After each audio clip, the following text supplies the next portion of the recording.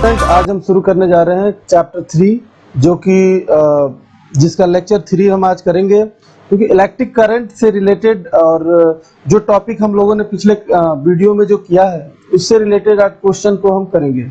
यहाँ पे हम कुछ क्वेश्चन लाए हैं आपके लिए, आप इसको एक एक करके पढ़िए और इसका आंसर देखिए किस तरीके से किया जा रहा है। इतना प्रैक्टिस करने के बाद आप किसी भी बुक का अटेम्प्ट कर सकते हैं, एनसीईआरटी कर सकते हैं, कोई भी बुक आप इजीली कर सकते हो। तो देखिए सबसे पहले आपके सामने क्वेश्चन रखा है हमने,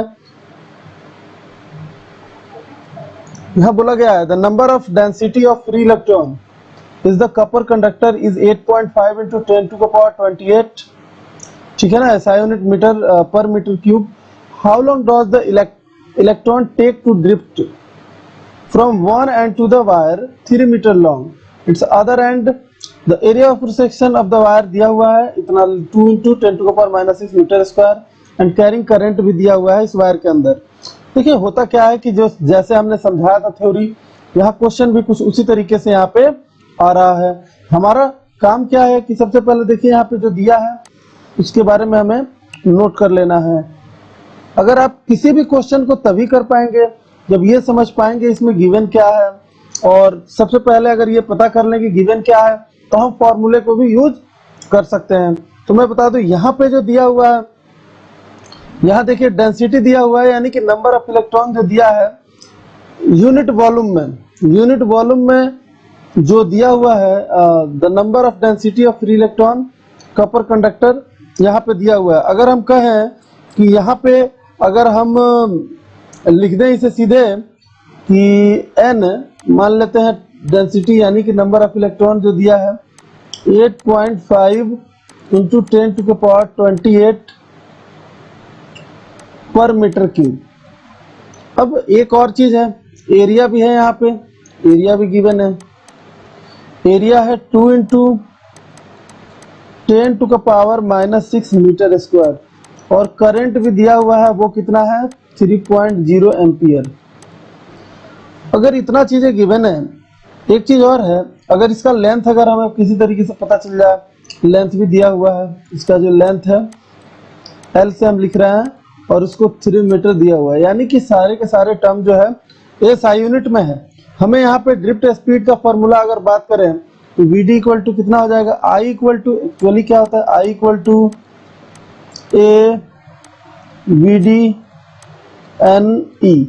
अगर हम कहें कि ड्रिफ्ट वेलोसिटी इक्वल टू कितना हो जाएगा तो I upon A N E, ठीक है, A N E।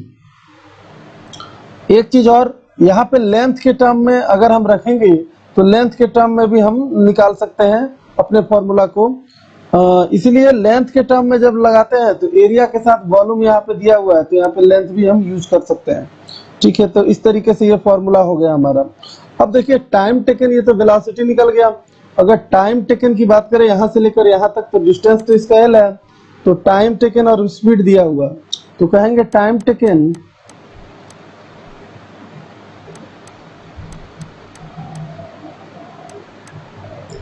To drift through entire length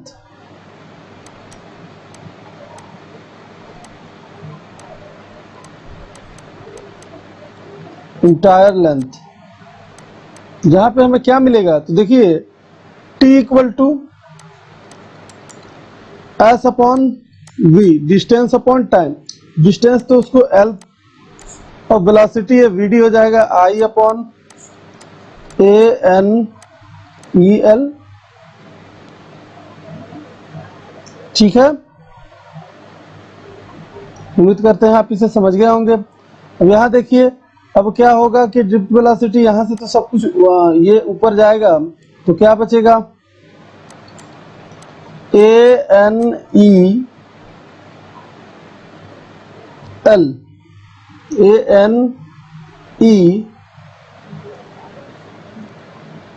एक मिनट, यहाँ पे अगर कहें हम लेंथ का जरूरत यहाँ पे नहीं है अभी फिलहाल, हम इसको यहाँ से हटाएंगे, इसीलिए गलत हो गया है।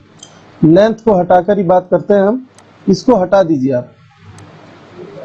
इसीलिए लेंथ का यहाँ पे कोई ऐसा रोल नहीं है, तो हम क्या कहेंगे ए एन ई और एल अब आया अपॉन आई। अब ठीक है, अब ये फॉर्मूला क्या है, सही हो गया। अब हमें जो वैल्यू गिवन है उसे रख देंगे यहाँ पे, तो ये सॉल्व हो जाएगा। यहाँ पे क्या क्या गिवन है, तो देखिए टाइम अगर निकालना था कितना टाइम लगेगा, तो ए, यानी कि सबसे पहले अगर बात करें एल का वैल्यू कितना दिया हुआ है, हम लिखते चले जाते हैं। एल का वैल्यू 3 मीटर दिया हुआ है, ठीक है 3 रख देते हैं, इनटू करंट भी दिया हुआ है 3 एम्पियर, सॉरी ए कितना दिया हुआ है, यहाँ पे एन का भी वैल्यू हमें रख देंगे। एन पहले है, पहले जो है उसे रख देते हैं। एन का वैल्यू कितना है 8.5 10 to the power 28, 8.5 into 10 to the power 28 into electron का वैल्यू आपको पता ही है, लेकिन उसके पहले ये क्या है, एरिया भी रखना है हमें। एरिया कितना है, एरिया है 2 इंटू 10 टू द पावर -6,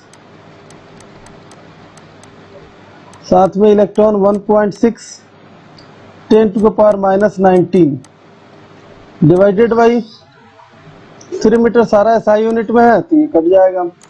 अब रही बात इसके कैलकुलेशन की, तो यहाँ देखिए ये अगर सम करते हैं इतना मुश्किल नहीं है, 8.5 into 2 into 1.6 into 10 to the power, अब देखिए यहाँ पे कितना आएगा 28, यहाँ ऐड करेंगे तो कितना आएगा 25 आ जाएगा, ठीक है 25 आ जाएगा, माइनस का प्लस का है 28, तो यहाँ आ जाएगा 3, वो भी प्लस का, ठीक है। अब इनको प्रोडक्ट करके देख लेते हैं कि कितना आ रहा है, तो एक्चुअली यहाँ पे जो आएगा वैल्यू, अगर इनको प्रोडक्ट कर दें 8.5 इंटू 6 टू द 18, तो sorry 12, 3.2 into 10 to the power 3, ये 2 डिजिट में यहाँ पे लगभग आपका जो वैल्यू आ जाएगा यहाँ पे वो कितना आ जाएगा, मैं बता देता हूँ आपको। ये आ जाएगा 8.5 और इंटू कर दें 3.2 से, तो यहाँ आ जाएगा ये 27.2 इंटू 10 टू द पावर 3। अब देखिए डेसिमल को हमें स्टैंडर्ड फॉर्म में लिखना है, तो यहाँ पे लेकर आ जाएंगे, तो 2.72 10 to the power 3, this is required answer, और यही इतना सेकेंड टाइम खर्च होगा। उम्मीद करते हैं ये आपको क्वेश्चन समझ में आ गया। चलिए नेक्स्ट क्वेश्चन की तरफ बढ़ते हैं, और इसमें मेनली क्या था जो गिवन था, हमने ड्रिफ्ट का वेलोसिटी का फॉर्मूला लगा दिया, यहाँ इजीली ये आ गया। नेक्स्ट क्वेश्चन देखते हैं। नेक्स्ट क्वेश्चन में क्या दिया गया है, ये सबसे पहले हमें आइडेंटिफाई करना होगा कि गिवन क्या है, इसलिए थ्योरिकल क्वेश्चन है और अच्छा क्वेश्चन है।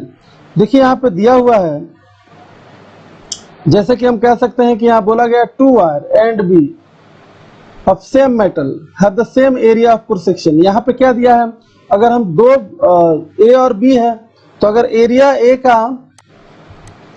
का एरिया और बी का एरिया दोनों की बात करें ए के इक्वल ले रहे हैं, ठीक है, जो गिवन है, and there length of the ratio 2:1। Length की बात करें तो लेंथ क्या होगा, लेंथ ऑफ ए और लेंथ ऑफ बी 2:1, जो गिवन है उसको हम लोग यूज करेंगे। और साथ में अगर क्या क्या दिया है, और when the same potential difference is applied across the length of the, देखिए पोटेंशियल भी यहाँ क्या है, सेम है, तो VA equal to VB equal to V। हम ये इतना चीजें हमारे पास गिवन है, अब इसी का यूज करेंगे हम, ठीक है। सबसे पहले रेसिस्टेंस का फॉर्मूला क्या होता है, RA, रेसिस्टेंस ऑफ A, तो rho LA R equal to rho L upon A, ठीक है। एरिया तो A है, देखिए यहाँ पे क्या है, डेंसिटी दोनों का सेम है, तो हम कहेंगे ये इक्वेशन 1 हो गया। उसी तरीके से RB कितना हो जाएगा, रेसिस्टेंस ऑफ B, तो यहाँ हो जाएगा रो LB डिवाइडेड बाई A, ये हो गया दूसरा इक्वेशन। अगर हम एक दूसरे को डिवाइड कर दें तो क्या आएगा, अब सोचिए, एक दूसरे को डिवाइड कर दें हम, तो यहाँ पे क्या मिलेगा आपको, तो हम बता देते हैं, 1 डिवाइडेड बाई 2, तो RA upon RB equal to rho LA upon A rho L B upon A cut गया, रो से रो कट गया, और यहाँ आ गया L A upon L B. उम्मीद करते हैं रेसिस्टेंस का ये रेशियो आपको पता चल गया। यहाँ पे क्या मिला, R A upon R B equal to L A upon L B. अब हमें सोचना है कि इसे करंट तक कैसे पहुंचा है, ये भी एक हमारे पास। अब L A upon L B दिया हुआ है, कितना है, तो 2:1 है। यहाँ पे क्या दिया है, 2:1।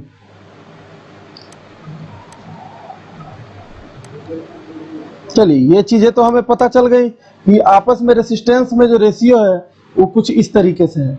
अब बताइए यहाँ पे करंट में आपको किस तरीके से आप बताइएगा। तो करंट में क्या होता है, V equal to I R होता है। तो I equal to V upon R A I1, और I2 equal to potential same है तो RB। रेशियो निकाल देते हैं I1 अपॉन I2 का, कितना हो जाएगा, तो V अपॉन आर ए और V अपॉन आर बी। इस तरीके से आर बी ऊपर जाएगा और आर ए नीचे।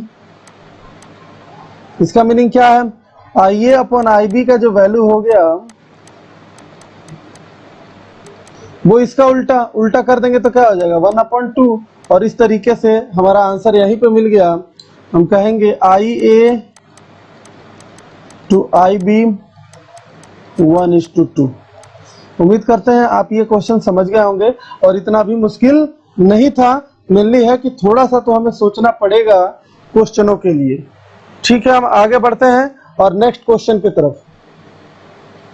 यहाँ देखिए क्वेश्चन नंबर 3 जो है वो क्या दिया हुआ है, सबसे पहले ये हमें आइडेंटिफाई करना होगा, उसके बाद ही हम इसको क्लियर कर पाएंगे कि कैसे करना है। तो आप सोचिए, a given wire having resistance R is stretched यानी खींचा गया, so is the reduce its diameter to half of its previous value, what will be its new resistance.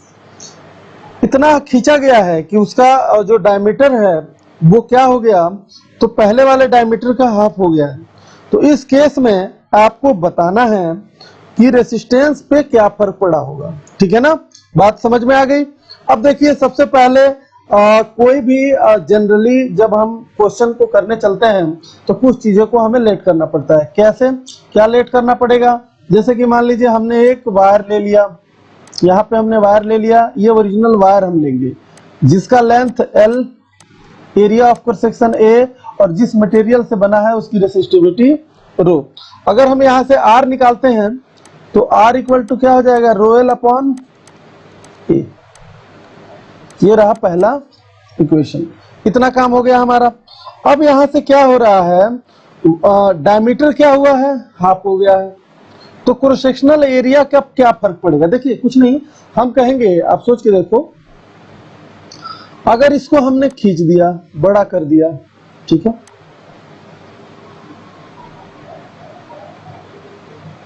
अब एरिया ऑफ क्रॉस सेक्शन का जो डायमीटर है वो half हो जाए यानी d/2।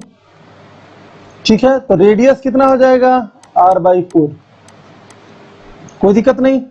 लेकिन इसका देखिए r, अब ये लेंथ का तो हमें पता नहीं कि इसका लेंथ कितना होने वाला है, लेकिन इसका वॉल्यूम हमें जरूर पता है।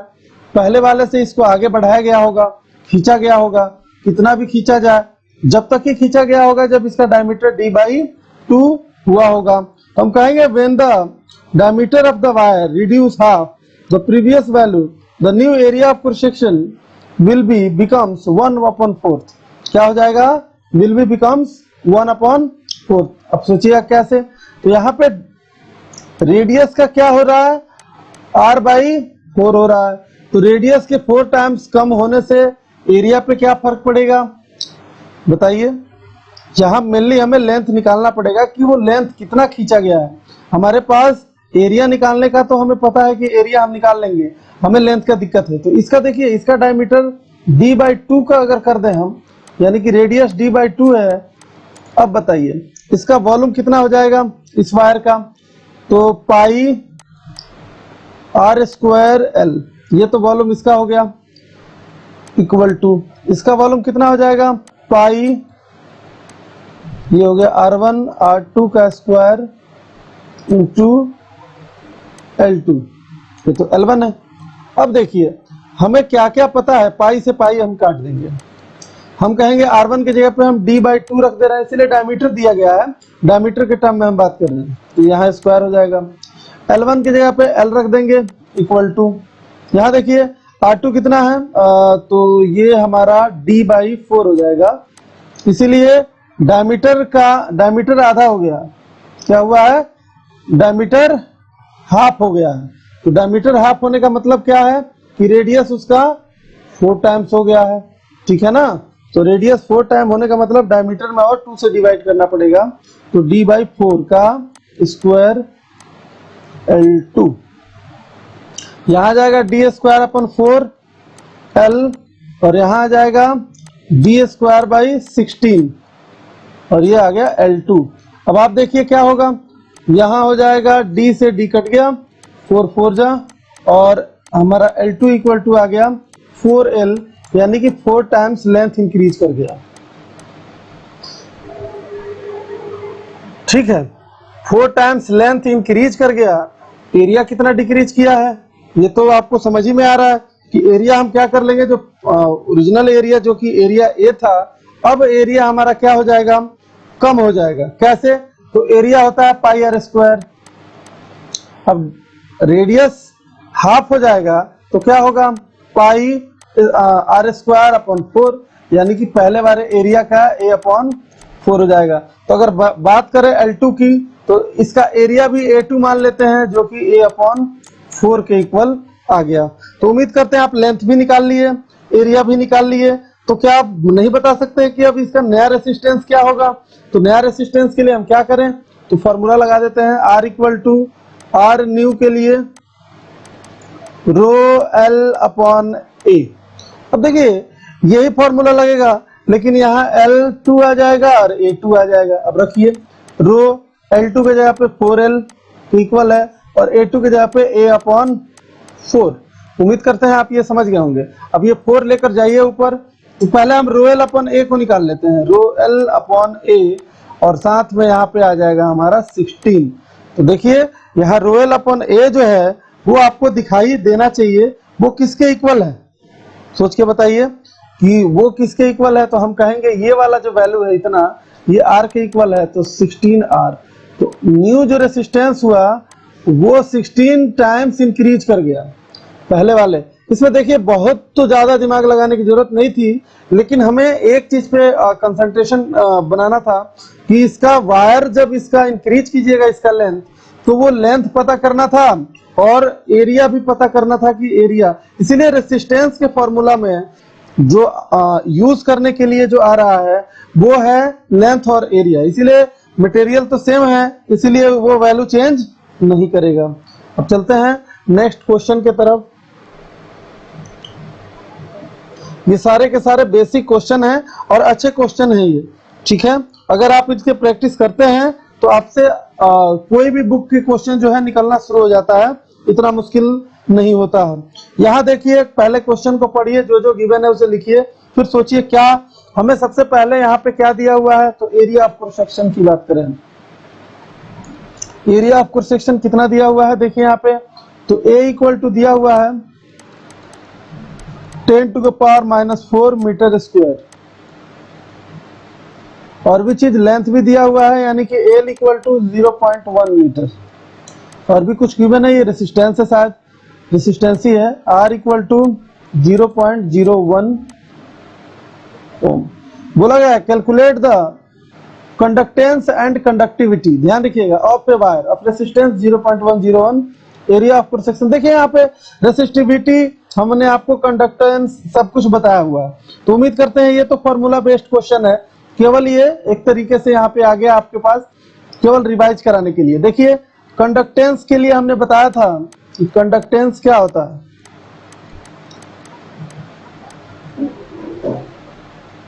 इसको G से रिप्रेजेंट करते हैं, ये 1/R के इक्वल होता है। तो 1/0.01 और नीचे से 100 भेज दीजिए ऊपर,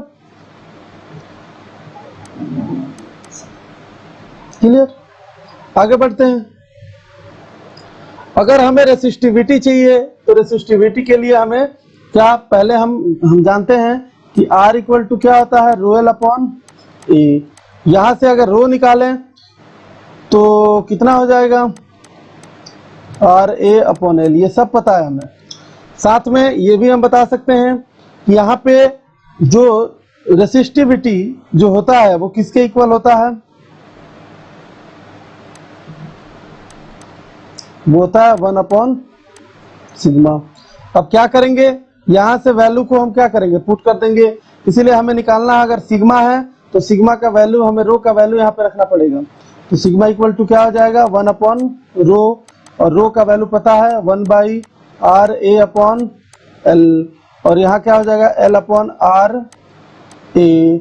अब बताइए यहाँ पे जो गिवन वैल्यू है उसे रख देंगे तो हमारा आंसर यही के यही आ जाएगा। तो आइए इसमें वैल्यू पुट करते हैं। हमें लेंथ दिया हुआ है जो कि 0.1 मीटर से इक्वल है। रेसिस्टेंस अभी हमने रखा है, रेसिस्टेंस कितना था 0.01 के इक्वल था, into area of cross section हमें पता है। एरिया ऑफ क्रॉस सेक्शन एक बार देख लेते हैं थोड़ा सा, कितना दिया हुआ है 10⁻⁻⁴। ये मुश्किल नहीं है, ये कितना हो जाएगा, ऊपर चला जाएगा, ये 100 जाएगा, ये 10 मतलब पावर 2 और पावर 2, 1/10 इंटू 10⁻, कितना हो जाएगा 6। यहाँ से एक आएगा तो 1 इंटू 10⁵। आपको इतना आंसर यहाँ से मिलते हुए दिखाई दे रहा है पर मीटर। उम्मीद करते हैं ये आपको समझ में आ गया होगा। बिल्कुल फॉर्मूला बेस्ड क्वेश्चन था और इसमें कोई कंफ्यूजन वाली बात थी ही नहीं। ठीक है, नेक्स्ट क्वेश्चन की तरफ बढ़ते हैं। यहाँ पे जितने भी क्वेश्चन हमने रखा है इस बार के वीडियो में वो सारे के सारे बेसिक क्वेश्चन है। A wire has a resistance of 32 ohm. A wire has a resistance of 32 ohm. It is melt and draw into a wire of half of its original length. देखिए half of its original length. Calculate the resistance of the new wire. देखिए कुछ किया नहीं गया है, इसका resistance 32 ओम दिया गया है, ठीक है शुरू में। और जो हुआ क्या है, जब इसको मेल्ट किया गया है तो इसका लेंथ को हाफ रखा गया है, यानी कि उससे हाफ लेंथ का वायर को तैयार किया गया है। तो हमें न्यू रेसिस्टेंस निकालना है। चलिए ठीक है, कोई बात नहीं, क्वेश्चन वही रिपीट होके आ रहा है, मेनली इसमें कुछ नया नहीं है। देखिए ये हमारे पास एक वायर है जिसका लेंथ हमें पता है, इसका लेंथ L है। जिस मटेरियल से बना है वो उसकी रेसिस्टिविटी रो दिया गया है, और क्या area of cross section A है। तो हमारा रेसिस्टेंस का फॉर्मूला क्या होता है, R equal to rho L upon A, और ये दिया गया है 32। ये हो गया पहला क्वेश्चन हमारा। अब देखिए इसको मेल्ट कीजिएगा, मेल्ट करके इसका लेंथ को हाफ कर दिया गया, ठीक है। लेंथ मेल्ट करके इसके लेंथ को क्या कर दिया गया, हाफ कर दिया गया। कोई नहीं, हम इस बार लेंथ को हाफ रख ले रहे हैं L/2। लेकिन अभी एरिया पे क्या फर्क पड़ेगा वो हमें नहीं पता, तो हम कहेंगे एरिया इसका A', ठीक है। अब हमें A' निकालना पड़ेगा, इसलिए हमें कोई भी नया रेसिस्टेंस का फॉर्मूला लगाने के लिए नया एरिया की जरूरत पड़ेगा। अब देखिए यहाँ का वॉल्यूम कितना हो जाएगा, पहले वायर का वॉल्यूम, तो A into area into length का प्रोडक्ट कर देंगे इक्वल टू, यहाँ से एरिया A1 A' और लेंथ L/2। अब यहाँ से क्या होगा, L से L कट गया तो नया एरिया इक्वल टू आ गया 2A, यानी कि एरिया को क्या कर दिया गया, डबल कर दिया गया है। तो यहाँ पे एरिया 2A के इक्वल है। अब हमारे पास जो न्यू रेसिस्टेंस का फॉर्मूला होगा, अगर हम कहें R न्यू इक्वल टू क्या हो जाएगा, तो रो एल अपॉन ए, और क्या होगा, रो तो रो ही है, लेंथ हमारा L/2 हो गया है और एरिया 2A हो गया है। इसका मीनिंग क्या है, यहाँ से रो एल अपॉन ए और यहाँ हो जाएगा 1/4। रो एल अपॉन ए को पहले वाला यानी कि रेसिस्टेंस रखेंगे बाई 4, और पहले वाले रेसिस्टेंस का वैल्यू कितना दिया है, तो वो 32/4। तो ये 8 बार में यानी कि 8 ओम आ गया यहाँ से रेसिस्टेंस। इसका मीनिंग है कि अगर आप वायर आप हाफ कीजिएगा तो उसके वजह से आपका रेसिस्टेंस 1/4। अगर कोई परसेंटेज पूछता तो हम क्या पूछते थे कि भाई आपका जो परसेंटेज है 25% आपका रेसिस्टेंस बचा है, कम हो गया है, यानी 75% क्या हुआ, कम हो गया है, तो आप कह सकते हैं इसको कि 100 माइनस 25 यानी 75% डिक्रीज। बिल्कुल सीधा सा कैलकुलेशन आया और बहुत बढ़िया सा क्वेश्चन है ये, बिल्कुल सेटल वैल्यू था इसका, कोई कंफ्यूजन नहीं हुआ इसको सॉल्व करने में। आगे बढ़ते हैं और फिर देखते हैं नया क्वेश्चन किस तरीके से आता है सामने।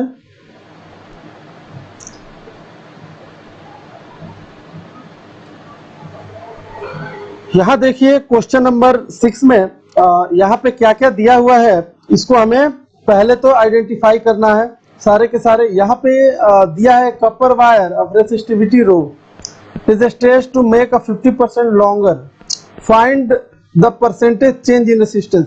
देखिए हमें से पूछा गया percentage change in resistance, but यहाँ पे आप देखिएगा तो क्वेश्चन बाकी सेम ही है, केवल लेंथ को परसेंटेज यानी 50% इंक्रीज कर देना है। तो देखिए यहाँ पे हमारा अगर शुरुआत में तो हम वैसे ही लेंगे जैसे हम जानते हैं कि जनरल क्वेश्चन हम कैसे करते हैं, पहले तो हम क्या करेंगे, एक वायर ले लेंगे जिसका लेंथ हमें ले लेना पड़ेगा, लेट करना होगा लेंथ L और area of cross section A जिस मटेरियल से बना है उसकी रेसिस्टिविटी रो, और यहाँ पे जो रेसिस्टेंस होगा शुरू में उसको बोलेंगे रो L अपॉन A ही हमारा यहाँ पे रेसिस्टेंस होगा। अब यहाँ से 15% इंक्रीज किया जा रहा है, लेंथ क्या कर दिया गया 15%। तो कैसे, तो नया अगर L की बात करें L डैश, तो कहेंगे पहले वाले L का L तो रहेगा ही, इसमें L इंटू 15/100 कर देना है, यानी कि हमें इतना सम कर देना है। तो ये कितना आ जाएगा आपको बता दें, L प्लस 0.15 L। अब बताइए इसको आप कैसे लिख सकते हैं, 1.15 L नया लेंथ आ गया, ये हमारा क्या हुआ, नया लेंथ आ गया। अब देखिए एरिया भी निकालना पड़ेगा हमें, तो एरिया देखिए अब अगर हमें लेंथ का पता चल गया कि इतना लेंथ है तो भाई एरिया भी निकाल लेंगे। हम मान लीजिए ये नया वाला वायर है और इसका लेंथ जो हमें दिया गया 1.15 L, एरिया नहीं पता है, हम A डैश मान लेते हैं, यहाँ से L डैश निकला हुआ है। तो अब क्या करेंगे, दोनों का वॉल्यूम हम लगा देंगे, वॉल्यूम का फॉर्मूला, यहाँ का volume A into L equal to यहाँ क्या हो जाएगा A डैश L डैश। तो यहाँ देखिए A और L तो हम वैसे ही रखेंगे, लेकिन अभी हमने L डैश निकाला है 1.15 L इंटू A डैश, और यहाँ देखिए L से L कट गया तो हमें एरिया निकल गया A dash equal to A upon 1.15। उम्मीद करते हैं ये समझ में आ गया होगा आपको। अब सबसे पहले हम निकालेंगे रेसिस्टेंस, और रेसिस्टेंस के बाद हमें सोचना है कि परसेंटेज चेंज कैसे निकालना है, ठीक है। तो अब हम आगे बढ़ रहे हैं और हम कहेंगे कि नया रेसिस्टेंस R जो न्यू होगा रो L अपॉन A। तो यहाँ से L dash A dash, rho L के जगह पे जो वैल्यू होगा 1.15 L, और एरिया का जो वैल्यू होगा A अपॉन 1.15। ओवरऑल देखा जाए तो यहाँ से रो L अपॉन A और यहाँ आ गया 1.15 का स्क्वायर, ओवरऑल तो यही आया। और इसको हम कहेंगे ये हमारा पुराना वाला रेसिस्टेंस है, और 1.15 का अगर प्रोडक्ट करें तो ये लगभग हमारा आ जाएगा मैंने कैलकुलेट किया हुआ है तो मैं लिख देता हूँ 1.3225 R, ठीक है। अब कहेंगे परसेंटेज इसका बना है कि कितना परसेंटेज है, तो इसमें इंटू 100 कर दे रहे हैं, तो 100 करेंगे तो ये लगभग आ जाएगा 132.25 R, ठीक है ना, परसेंट, ये आ गया इतना परसेंट। अब हम कहेंगे कि परसेंटेज चेंज, तो क्या लिख देंगे, यहीं पे लास्ट लाइन है, परसेंटेज चेंज अगर कहें तो 132.25 माइनस 100, तो कितना आ जाएगा, ये लगभग 32 के करीब में आ जाना चाहिए, 32.25% इंक्रीज हो जाएगा। यानी कि रेसिस्टेंस क्या होगा 32.25% जो है इंक्रीज कर जाएगा। तो इस तरीके से ये परसेंटेज वाले पे भी क्वेश्चन हम लोगों ने कर लिया। उम्मीद करते हैं ये आपको समझ में आ गया होगा और कंफ्यूजन किसी तरीके का नहीं होगा। चलिए नेक्स्ट क्वेश्चन की तरफ बढ़ते हैं। यहाँ पे हम बात करेंगे क्वेश्चन नंबर 7 का, और यहाँ पर भी कुछ इसी तरीके से न्यूमेरिकल है। बहुत मुश्किल तो नहीं हमें दिख रहा है, लेकिन ड्रिफ्ट वेलोसिटी ऑफ इलेक्ट्रॉन निकालना है। तो यहाँ पर भी हम जैसे पहला क्वेश्चन में हमने किया था, यहाँ पर भी कुछ ऐसा ही करके दिखाएंगे। यहाँ पे जो जो गिवन है, पहले इस क्वेश्चन को पढ़िए। A current of 5 ampere is passing through a metallic wire of area of cross section दिया है 4 × 10⁻⁻6 metre square. If the number of density of electrons in the wire, ये भी दिया हुआ है 5 × 10⁻26। ऐसा लग रहा है फर्स्ट ही क्वेश्चन है। Find the drift velocity of electron, नहीं, यहाँ पे केवल ड्रिफ्ट वेलोसिटी निकालना है, यहाँ पे टाइम वगैरह नहीं निकालना। हम कहेंगे जो गिवन है उसे लिख लेते हैं सॉल्यूशन में। सबसे पहले यहाँ पे हमें दिखाई दिया इलेक्ट्रॉन का वैल्यू हम जानते हैं, और 1.6 × 10⁻⁻19 कूलम। अगर आगे बढ़ के अगर कहें कि यहाँ पे n जो दिया हुआ है वो कितना दिया है, 5 × 10⁻26 मीटर क्यूब पर मीटर क्यूब। और एरिया भी दिया हुआ है, एरिया कितना दिया हुआ है यहाँ पे, तो 4 × 10⁻⁻6 मीटर स्क्वायर। और क्या है, करंट भी है यहाँ पे, तो I = कितना दिया है, 5 एम्पियर, जो कि ये रहा। अब हम क्या करेंगे, ड्रिफ्ट वेलोसिटी का फॉर्मूला डायरेक्ट लगा देंगे और डायरेक्ट ही यहाँ पे हमें आंसर मिल जाएगा। ये तो आसान रहा क्वेश्चन। VD I = क्या होता है, AVD NE। तो ड्रिफ्ट वेलोसिटी = क्या हो जाएगा, I/ANE। और वैल्यू पुट कर देंगे, सब कुछ तो गिवन ही है। यहाँ पे I गिवन है 5 एम्पियर, और सबके सब SI यूनिट में भी है। एरिया कितना दिया है, 4 × 10⁻⁻6 इंटू ये हो गया, n कितना दिया हुआ है, 5 × 10⁻26 इंटू, और इलेक्ट्रॉन का वैल्यू हम रख देंगे 1.6 10⁻⁻19। अब इसे सॉल्व करना है मेनली, और ये इसे सॉल्व करके हमें क्या निकाल देना है, ड्रिफ्ट वेलोसिटी। हम बता देते हैं यहाँ पे बहुत मुश्किल तो नहीं होने वाला है, लेकिन हाँ ये 5 से देखिए 5 कट रहा है।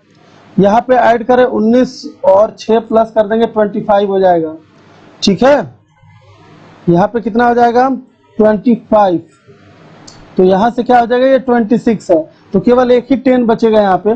तो हमें 1/4 इंटू एक 10 रहने देते हैं इंटू 1.6। अब देखिए यहाँ से भी क्या होगा, ये डेसिमल खत्म हो जाएगा। तो डेसिमल खत्म हो जाएगा तो हमारे पास 1/ कितना आ रहा है, 1/ डेसिमल खत्म हो जाएगा 64। अब इसको आप किसी तरीके से, यही हमारा कितना करंट इसमें, ड्रिफ्ट वेलोसिटी मीटर पर सेकेंड, इसको कन्वर्ट कीजिएगा तो लगभग ये आ जाएगा 1.563। इसीलिए अगर हम कहें कि 100 से मल्टीप्लाई कर दें यहाँ पे, तो हमें 10⁻⁻2 से डिवाइड भी करना पड़ेगा, और तब जाके ये डिवाइड होगा। 1.563 × 10⁻⁻2 मीटर पर सेकेंड, और इस तरीके से ये कंफर्म हो गया। अब हम बात करेंगे नेक्स्ट क्वेश्चन की तरफ, आगे बढ़ते हैं, और ये हमारा शायद लास्ट क्वेश्चन होना चाहिए। चलिए बढ़ते हैं आगे।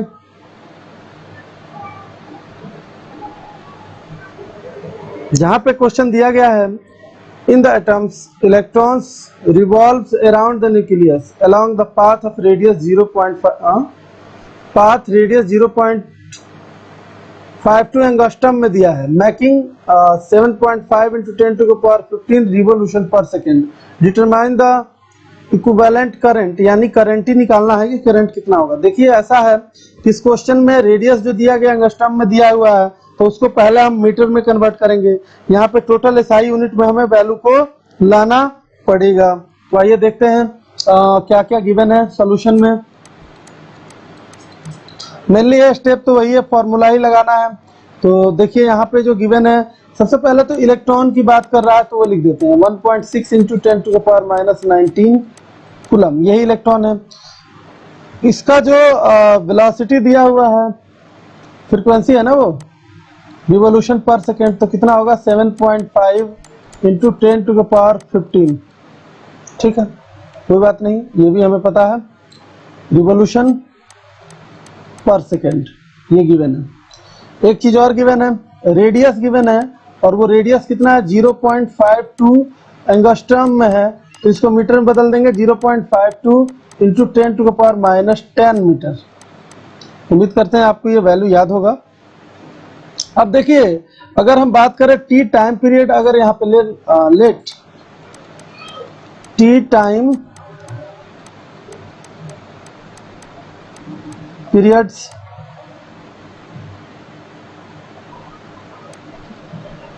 टाइम पीरियड ले ले ऑफ इलेक्ट्रॉन, ठीक है, तो यहाँ पे अगर हम कैलकुलेशन पाथ जो है आफ्टर टी सेकेंड, अगर यहाँ पे बात करें आई इक्वल टू क्या हो जाएगा, चार्ज अपॉन टाइम, होना तो यही चाहिए। अब देखिए टाइम को हम 1/t को क्या लिख सकते हैं, तो ई और वी फ्रीक्वेंसी के इक्वल। क्या हमें ये नहीं पता कि इलेक्ट्रॉन कितना दिया है, 1.6 इंटू 10⁻−19, ये तो दिया है, और ये रहा 7.5 इंटू 10⁻15। हमें तो रेडियस की जरूरत भी नहीं पड़ी यहाँ पे, और इस तरीके से ये जो सॉल्व हो जाएगा वो किसके इक्वल आ जाएगा, मैं लिख देता हूँ 1.152 into 10⁻³ ampere. This is required answer. और ये वीडियो आपको कैसा लगा, इसे लाइक सब्सक्राइब कीजिए, और साथ में बेल बटन को भी दबा दीजिए, जिससे आपको लगातार वीडियो यहाँ से मिलता रहे।